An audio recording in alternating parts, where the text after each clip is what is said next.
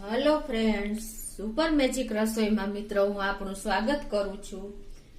આજે હું કાળા તલની સાની એટલે કે આપણે કચરિયું જેને કહીએ છીએ સૌરાષ્ટ્રમાં એ બનાવવાની છું મિત્રો।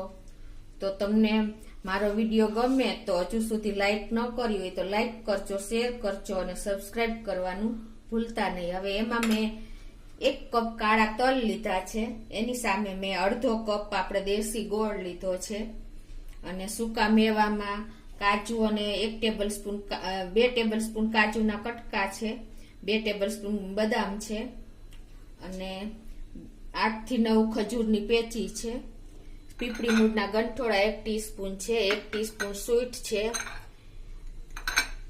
અને 1 ટીસ્પૂન જેવી આપણે ખસખસ છે, 1 ટેબલસ્પૂન જેવી અને 1 ટેબલસ્પૂન જેવા આપણે મગજતરીના બી છે અને ગુંદ છે 2 ચમચી જેવો અને ટોપરું છે 3 ટેબલસ્પૂન જેવું મિત્રો। અને આપણે જરૂર પૂરતું તલનું તેલ વાપરશું અને તરવા માટે ઘી લીધું છે મિત્રો। આટલા ઇન્ગ્રેડિયન્ટ આપણે જોશે। તો મિત્રો હવે આપણે બનાવવાનું ચાલુ કરીએ। તો મિત્રો હવે આપણે આ 1 કપ જેટલા છે કાળા તલ લીધા છે અને આપણે 1 થી 2 મિનિટ માટે શેકી લેશું મીડિયમ ફ્લેમ ઉપર। આને આપણે કચરિયું કહીએ છીએ મિત્રો। સફેદ તલ કરતા કાળા તલમાં ગુણ વધારે હોય છે એટલે આપણે કાળા તલનો ઉપયોગ કરીએ છીએ। સફેદ તલનું પણ કચરિયું થઈ શકે છે। આ શિયાળાની ઠંડીમાં આપણે આ તલ એકદમ ગુણકારી હોય છે, જે આપણા હાડકાં મજબૂત કરે છે, આપણું કમરનું પેઇન દૂર કરે છે અને શિયાળામાં આપણને ભરપૂર એનર્જી આપે છે મિત્રો। તો આપણે આનો ઉપયોગ ખાસ શિયાળામાં કરવો જોઈએ।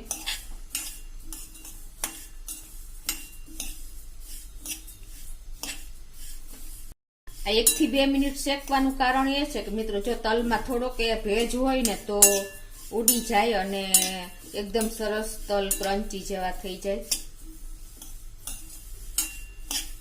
મિત્રો આપણે હલકા એવા તલ શેકાઈ ગયા છે તો આપણે એક વાસણમાં કાઢી લેશું અને એને ઠંડા થવા દેશું।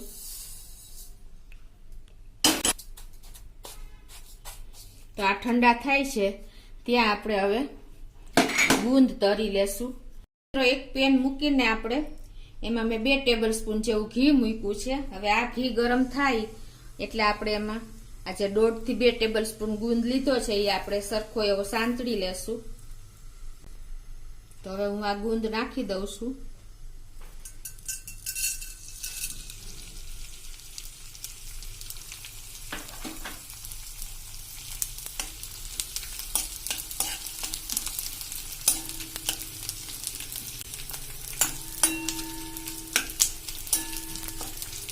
અંદર કાચો ન રહે એ રીતે આપણે સાંતળવાનું છે ગુંદને।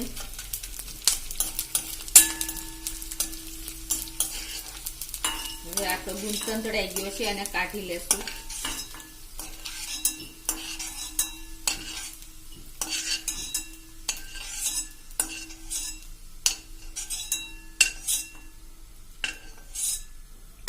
એ જ રીતે આપણે બાકી વધેલો ગુંદ પણ સાંતળી લેશું।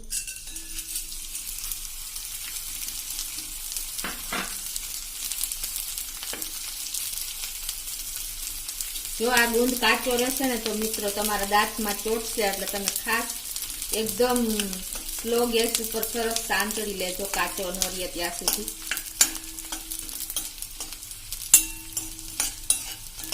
સાની મિત્રો આપણે ઘરે બનાવી તો એકદમ હેલ્ધી ચોખ્ખા ઇન્ગ્રેડિયન્ટ આપણે વાપરી શકીએ અને માર્કેટ કરતા આપણને 1/4 ભાગમાં પડે છે, એટલે આપણે ઘરે જો સાની બનાવી તો આપણે બધા એન્જોય કરી શકીએ છીએ। તો હવે આપણો ગુંદ સંતળાઈ ગયો છે। હવે જો આપણો ગુંદ તરાઈ ગયો છે તો હવે આપણે તલને જરા ક્રશ કરી લેશું। એના માટે મેં 8 થી 9 ખજૂરની પેચી લીધી છે ઠળિયા કાઢીને અને એમાં આપણે 2 ટેબલસ્પૂન બદામના ટુકડા નાખી દેશું અને 2 થી 3 ટેબલસ્પૂન આપણે કાજુના ટુકડા નાખી દેશું અને જે આપણે આ તલ શેકા છે એ ઠંડા થઈ ગયા છે એ નાખી દેશું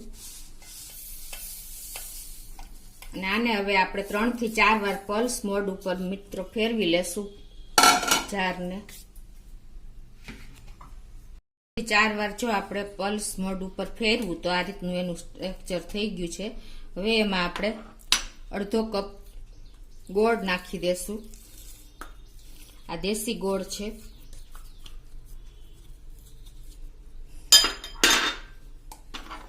અને એમાં આપણે 1 ટેબલ સ્પૂન જેવા મગજતરીના બી નાખી દેશું. 1 ટીસ્પૂન જેવો સ્વીટ પાવડર નાખી દેશું. 1 ટીસ્પૂન જેવો આપણે પીપળા મોળના ગંઠોડા નાખી દેશું.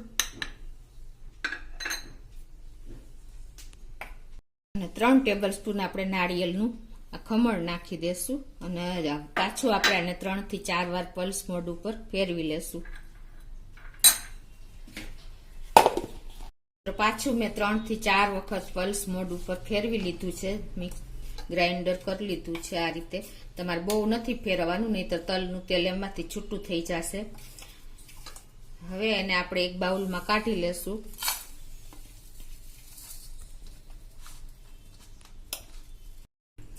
તો મિત્રો જો હવે 3 થી 4 વાર પલ્સ કર્યા પછી આ રીતે તમારે બધું હાથેથી મિક્સ કરી લેવાનું છે.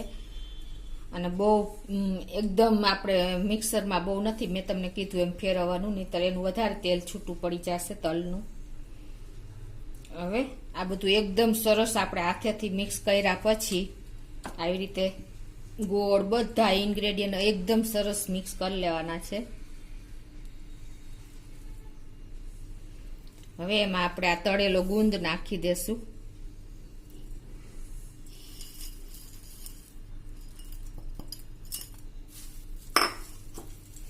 એ પણ મિક્સ કરી લેશું. જો મિક્સ થઈ ગયો છે, હવે આપણે એમાં જરૂર પૂરતું આપણે તલનું તેલ એડ કરતા જાશું અને એને એકદમ સરસ મિક્સ કરી લેશું. તલના તેલથી એકદમ લચકા પડતું થઈ જાય છે. લચકા પડતી સાની આપણે બહાર લઈશી એવી જ હોય છે. એ રીતનું આપણે આવી રીતે મિક્સ કરી દેવાનું છે. જ્યાં સુધી લચકો ન થાય ત્યાં સુધી તમારે આમ સરસ મિક્સ કરી લેવાનું છે.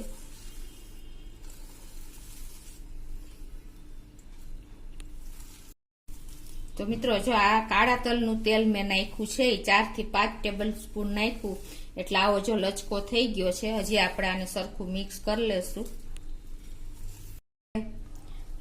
કાળા તલનું તેલ 4 થી 5 ટેબલ સ્પૂન એડ કર્યા પછી આવી રીતે આમ લચકો થઈ ગયું છે, તમે જોઈ શકો છો. જ્યાં સુધી લચકો ન થાય ને ત્યાં સુધી તમારે મિક્સ કરી લેવાનું છે. એટલે એકદમ બધા ગોળ ને બધા મિક્સ ઇન્ગ્રેડિયન્ટ આવશે ને એટલે એકદમ લચકા પડતું થઈ જશે તેલ ને. હવે આપણે આમાં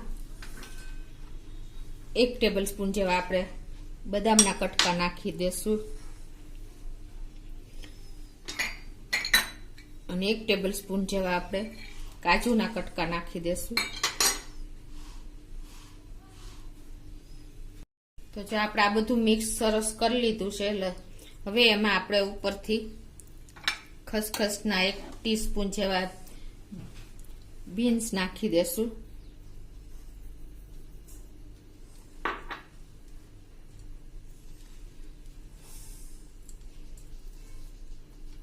હવે આપણું બધું સરસ મિક્સ થઈ ગયું છે બધા ઇન્ગ્રેડિયન્ટ. હવે માર્કેટમાં જે રીતે સર્વ કરે છે ને મિત્રો, એ રીતે હું તમને સર્વ કરીને બતાવું. તો એમાં શું કરે છે કે આ બાઉલમાં આપણે પેલા તલનું તેલ લગાવી લેશું અને એને ગ્રીસ કરી લેશું સરસ.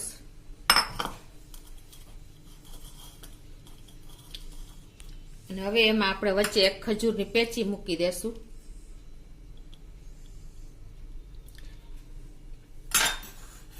અને આ રીતે આપણે ફરતા કાજુના પીસ મૂકી દેશું. એ જ રીતે આપણે બદામના પણ પીસ મૂકી દેશું.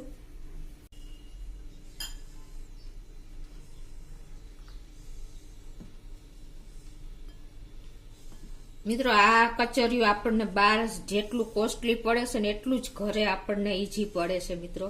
ખાલી તમારે બનાવતા પણ 5 મિનિટ થાય છે, બધું જો ઇન્ગ્રેડિયન્ટ તૈયાર હોય તો.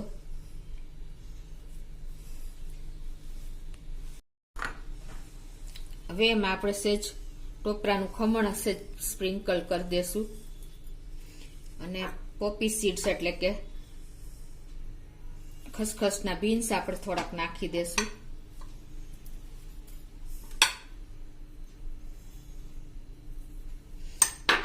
ઉપરથી પાછું આપણે થોડુંક ટોપરાનું ખમણ એડ કરશું. હવે એમાં આપણે આ જે કચરિયું બનાવ્યું છે સાની એ એડ કરી દેશું.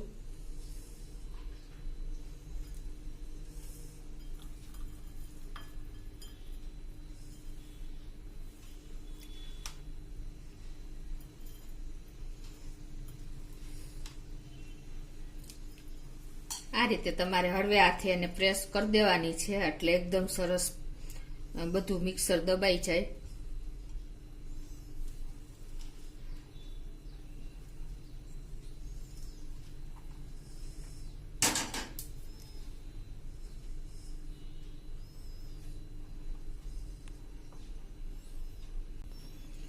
આ રીતે હળવા હાથે પ્રેસ કર્યા પછી હવે મિત્રો એને આપણે ડીમોલ્ડ કરી લેશું પ્લેટમાં.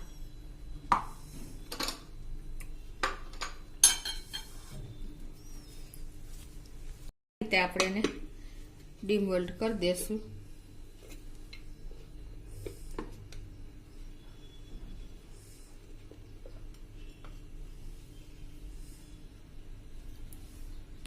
તો મિત્રો આ રીતે આપણે સાની સર્વ કરીએ છીએ. તો તમે જોઈ શકો છો બહાર જેવો જ એકદમ સરસ લુક અને એકદમ લચકેદાર આપણી કાળા તલની સાની બની છે. એનું કારણ એ છે કે આપણે ઉપરથી કાળા તલનું તેલ એડ કર્યું છે. જે બહાર જે રીતે કરે છે એ જ રીતે આપણે સાની કરી છે. તો મિત્રો તમને મારો વિડીયો ગમ્યો હોય તો હજુ સુધી લાઈક ન કર્યું હોય તો લાઈક કરજો, શેર કરજો અને સબસ્ક્રાઈબ કરવાનું ભૂલતા નહીં.